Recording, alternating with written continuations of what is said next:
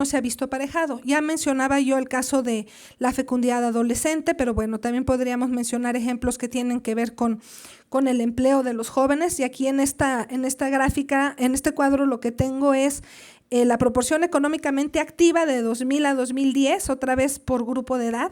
Entonces ahí sí se observa un retroceso en la entrada del mercado de trabajo, porque los jóvenes se están quedando más en la escuela entre 15 y 19, ¿no?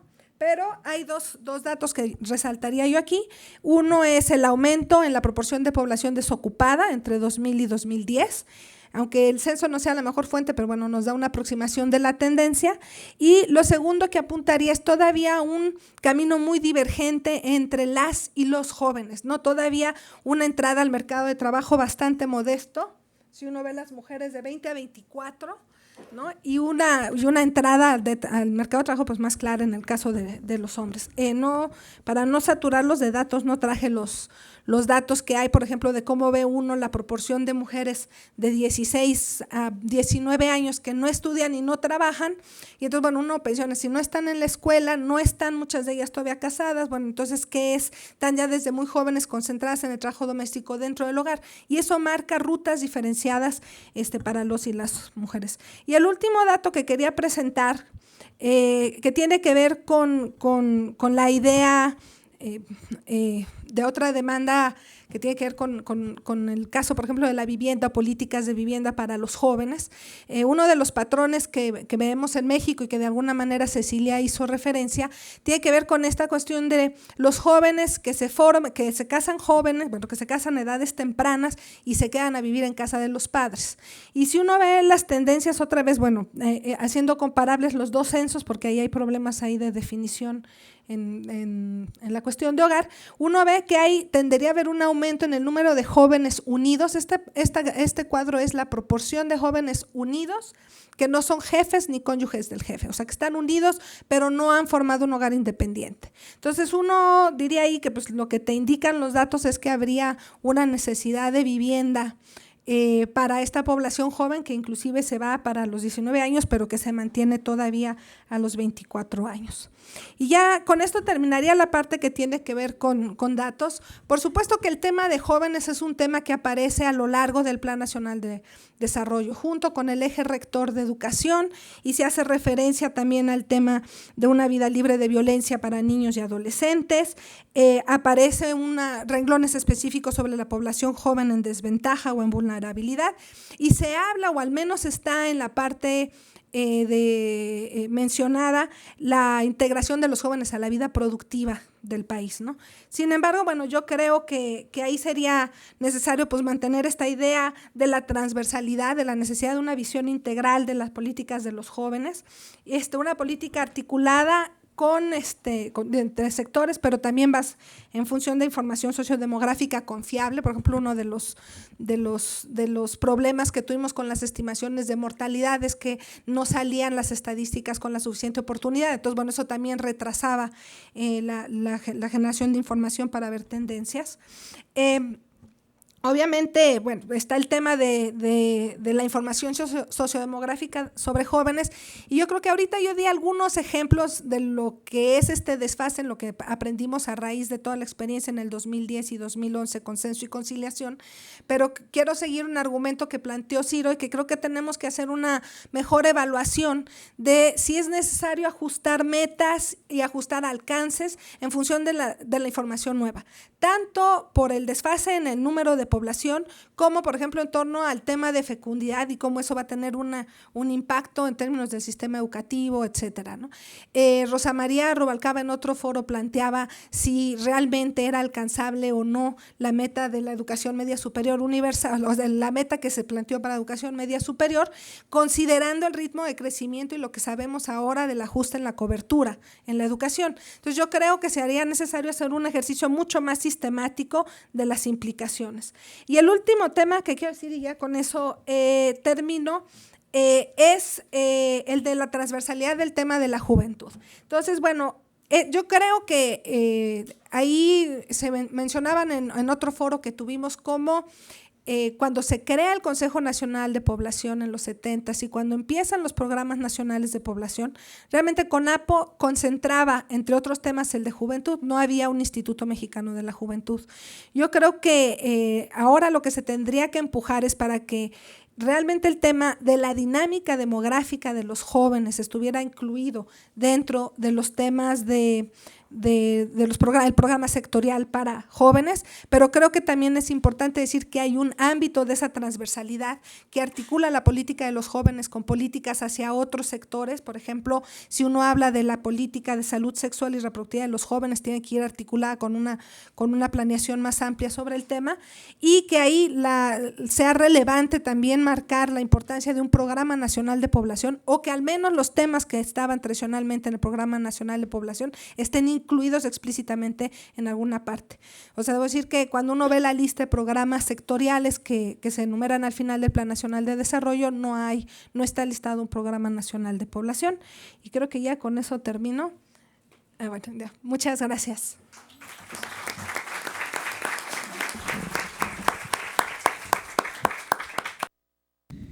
Gracias, Silvia, y gracias por llevar muy bien los tiempos todos. Vamos a continuar con la última exposición, antes del receso. Voy a presentar al doctor Germán Vázquez. Él es profesor investigador de la Universidad Autónoma del Estado de Hidalgo. Es doctor en estudios de las sociedades latinoamericanas con la especialidad en demografía por la Universidad de la Sorbona La Nueva, París III. Es maestro en población por Flaxo y es licenciado en Sociología de la UNAM. Gracias. Adelante. Ahí viene. Gracias. Bueno, pues buenas tardes, muchas gracias por la invitación. Buenas tardes, sí. Pues vamos a hablar del tema de los indígenas, que también pues es una temática transversal y afortunadamente pues está contemplada dentro del programa del Plan Nacional de Desarrollo, pues un objetivo que es transitar hacia una sociedad equitativa e incluyente, y en este objetivo una estrategia, la 223, que es fomentar el bienestar de los pueblos y comunidades indígenas, fortaleciendo su proceso de desarrollo social y económico, respetando las manifestaciones de su cultura y el ejercicio de sus derechos. Y viene toda una serie de líneas de acción. O sea, es toda una estrategia en el plan, pero además hay muchas otras, a todo lo largo del plan, muchas otras líneas de acción que tienen mucho que ver con poblaciones indígenas. La información sociodemográfica necesaria para la planeación, en el caso indígena, considero que debe superar varios desafíos. Uno de ellos, y aquí los estoy enlistando, es la plena identificación como sujetos de derecho y como población. ¿Qué es esto de sujetos de derecho? Bueno, ¿quiénes son exactamente las personas a las que recae todos los derechos que vienen en la Constitución, en el convenio 169 de la Organización Internacional del Trabajo, en la Declaración de los Pueblos Indígenas de Naciones Unidas, etcétera, etcétera, y muy particularmente las leyes secundarias de cada uno de los estados de la República? Entonces, esa es una cuestión pendiente. La incorporación también efectiva en todos los programas y proyectos de todos los sectores, educación, salud, población, etcétera, y la producción de datos necesaria, porque ahorita vamos a ver cuáles serían un poco las carencias o problemas que hay, y bueno, a mi punto de vista, y la consulta efectiva a los pueblos, que también está incorporado, por cierto, en el Plan Nacional de Desarrollo actual. Sí. Bueno, una de las políticas pues reconocen las categorías de pueblos y comunidades indígenas, mientras que las estadísticas cuentan poblaciones, o sea, hablantes de lengua indígena, grupos etnolingüísticos o pertenecientes por autodescripción. Entonces ahí hay como una cuestión, no hay una correspondencia entre lo que la política reconoce y lo que cuenta el INEGI, ¿no?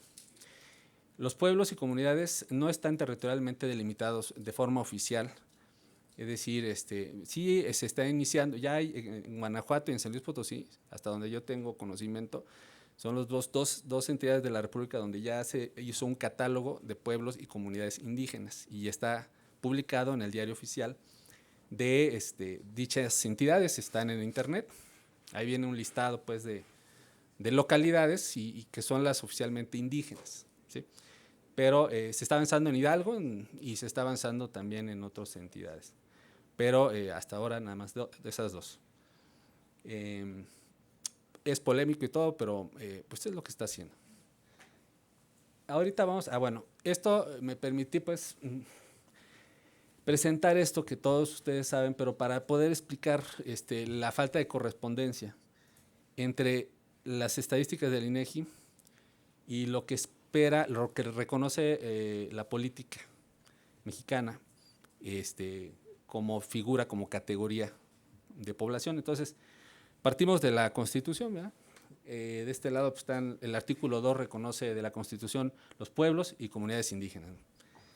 Y establece que sean las constituciones locales las que identifiquen a estos pueblos.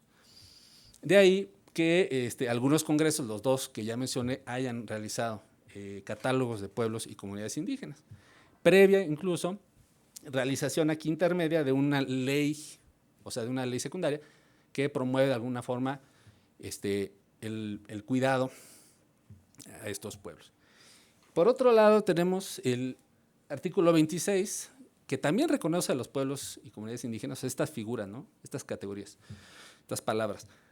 Y de ahí, bueno, de este artículo emana todo el sistema de planeación y pues obviamente todos los planes, el plan y sus programas, incluyendo los especiales.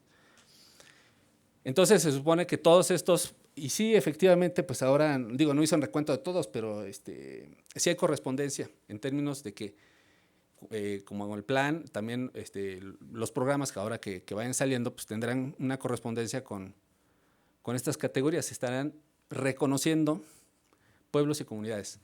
El problema es que el INEGI, el Sistema Nacional de Información Estadística y Geográfica, pues lo que mide son población indígena, que básicamente es a partir de la hablante de lengua indígena y la autoascripción.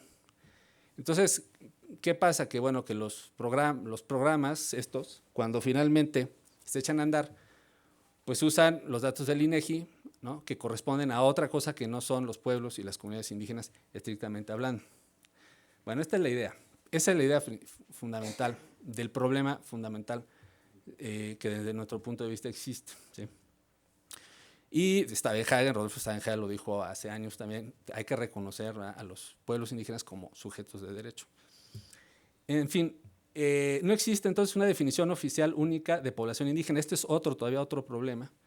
Una definición oficial única de población indígena, sino entonces varios montos poblacionales.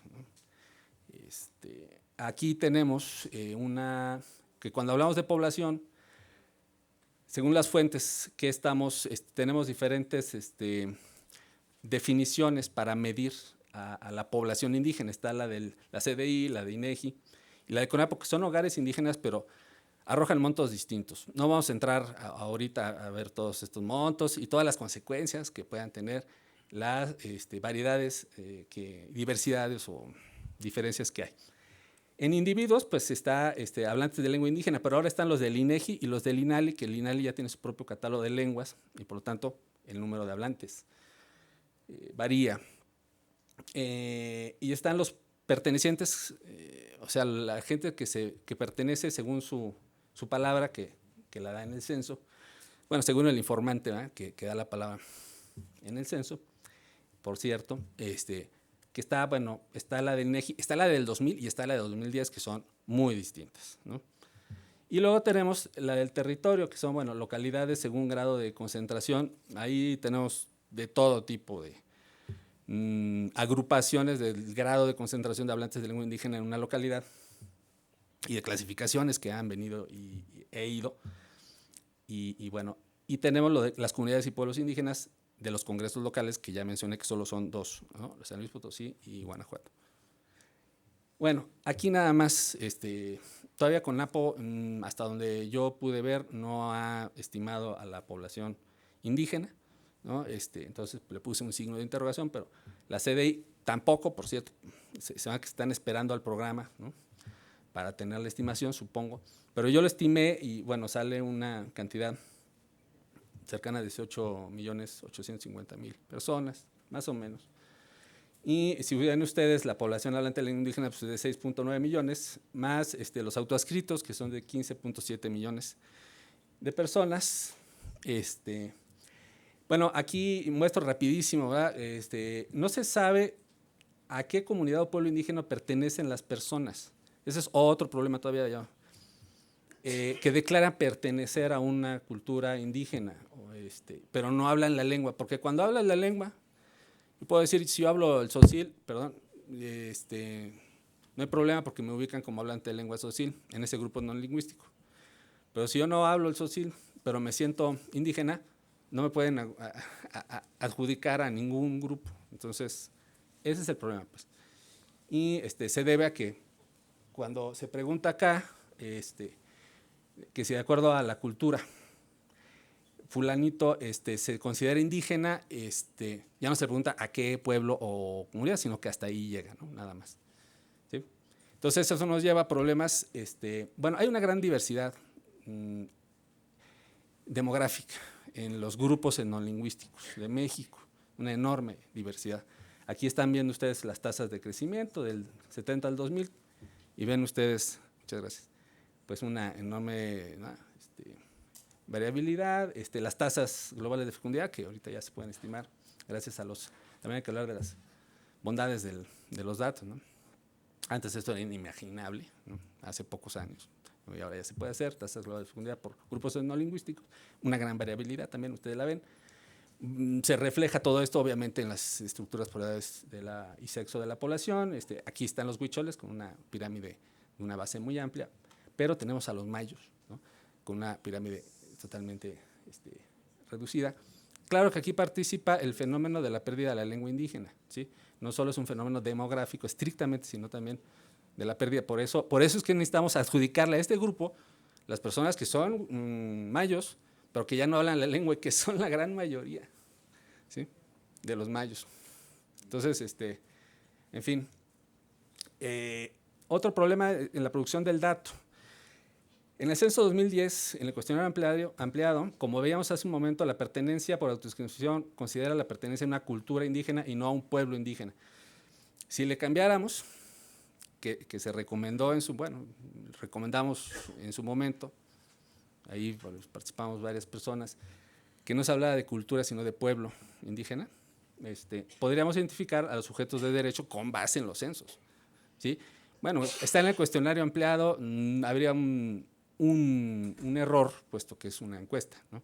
Sería mucho mejor que estuvieran en el básico, ¿verdad? Entonces, ahí simplemente con eso ya tenemos un avance increíble, ¿no? Increíble para superar estos problemas graves. Aquí no me voy a prolongar porque ya me queda muy poco, pero en América Latina hay 11 países que ya en la ronda del 2010 incluyeron la pertenencia, además de la lengua. Todos los 11 ya afortunadamente incluyeron la lengua y además la pertenencia. Brasil en el básico, ¿eh? Lo que hizo Brasil es fabuloso, yo los invito a que vean el caso de Brasil. Está a la punta de lanza en lo que es identificación de población indígena a nivel de América Latina, muy interesante. En fin, ahí lo dejo, ahí tenemos las proporciones de población autoadscrita por país y las proporciones, pues aquí despunta, ¿no? El caso mexicano, ¿no? Y si lo vemos por población, pues ni se diga, ¿no? O sea, ya la diferencia que hay con el más próximo es enorme, ¿no? México tiene 15 millones de autoadscritos, lo cual no creo yo que sea como algunos otros colegas dicen, un renacimiento o algo así de la población indígena, sino más bien efecto de la pregunta. Pero bueno, no sé si me va a dar tiempo, ¿no? Y ahorita creo que no. Algunas propuestas, pues, es consultar a los pueblos y comunidades indígenas, como algo básico y realmente que se realice. Hay mucho que hacer ahí, empadronar a todos los pueblos y comunidades indígenas del país, que sería otra cosa que se puede hacer, impulsar en las cámaras locales, ¿sí? Es un trabajo político que se debería estar haciendo. Otra es la coordinación entre los sistemas nacionales de planeación y de estadística, los dos sistemas nacionales, que es un trabajo de gobernación, creo, ¿no? Y con INEGI, para la unificación de criterios de identificación indígena. La otra es la coordinación entre instituciones, que yo me acuerdo desde el 2000, al menos ya se trae esta descoordinación entre INEGI, CDI y CONAPO para acordar conceptos de poblaciones indígenas. Luego, otra es cambiar el término de cultura por el de pueblo en la pregunta de adscripción. El fraseo ya se hace en 8 de los 11 países de América Latina, de la ronda del 2010 ya se está haciendo. O sea, somos casi la excepción, ¿no? Yo estuve en Chile cuando fue la ronda del 2000, México estuvo muy apático, ¿no? Bueno, el INEGI particularmente, del resto de la gente, ¿no? Yo no sé por qué realmente estamos siendo cada vez más la excepción, ¿no? En cuanto a dar pasos en el empoderamiento y reconocimiento de los pueblos indígenas, de acuerdo a lo que dicta la ley.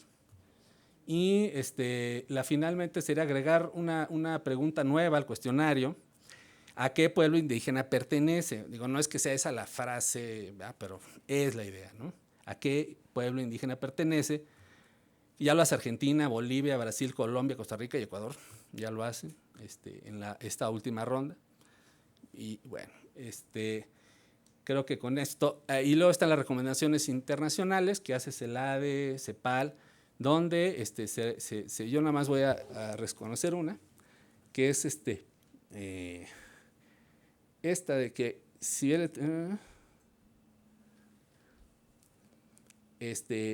debe ser pueblo indígena el que se adopte a nivel internacional, ¿no? O sea, ya estaba desde los años 2009 esta recomendación y no la hemos adoptado. Muchas gracias.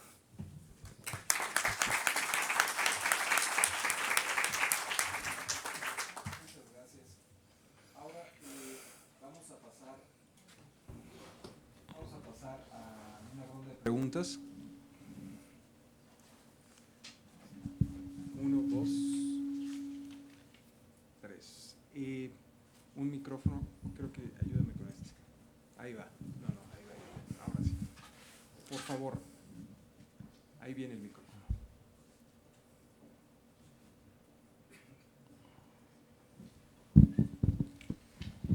En el tema de pueblos indígenas, hablantes de lenguas indígenas, ¿sería posible pensar que tienen razón quienes han afirmado que están desapareciendo, están disminuyendo demográficamente hablando, pues, de acuerdo al registro censal, los pertenecientes a esos pueblos? Lo digo por el caso muy específico. Si bien en Chiapas y Guerrero la situación indígena está más definida, tiene una proporción o un porcentaje de hablantes muy alto en relación a la población total. En el caso de Tlaxcala, quizá Morelos, hay dos casos específicos. En el centro del estado, que es la localidad de Sosocotla,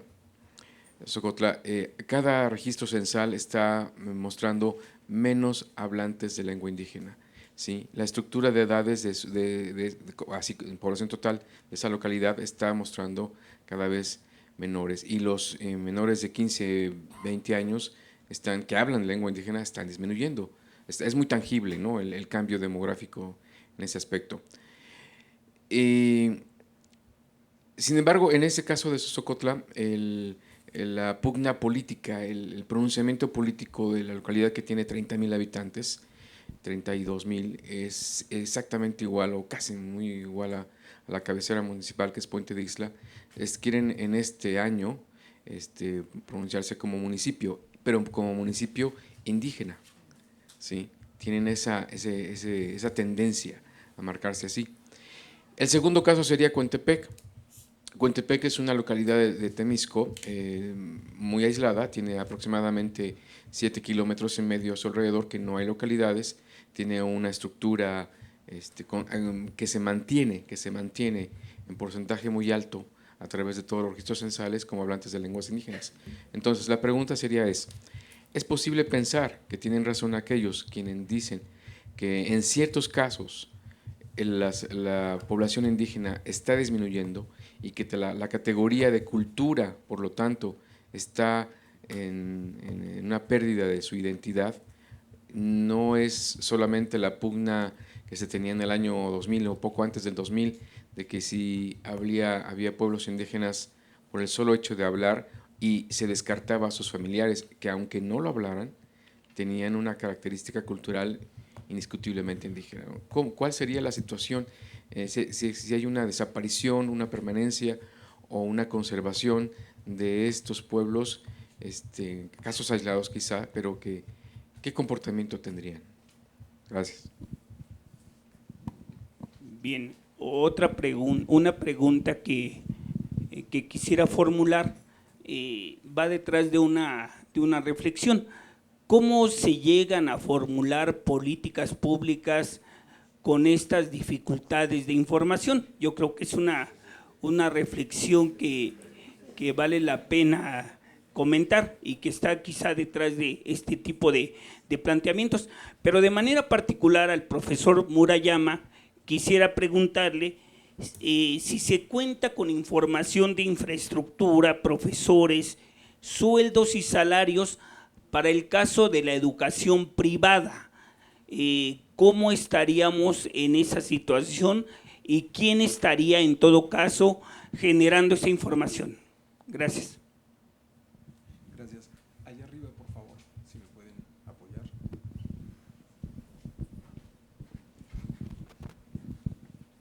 Sí, yo nada más quiero hacer unos comentarios muy rápidos. La información que da el censo en el cuestionario básico se refiere a la población hablante de lengua indígena y de la lengua específica que hablan, o lenguas, no, la lengua que hablan. Ahí lo que yo quisiera decir es que la información que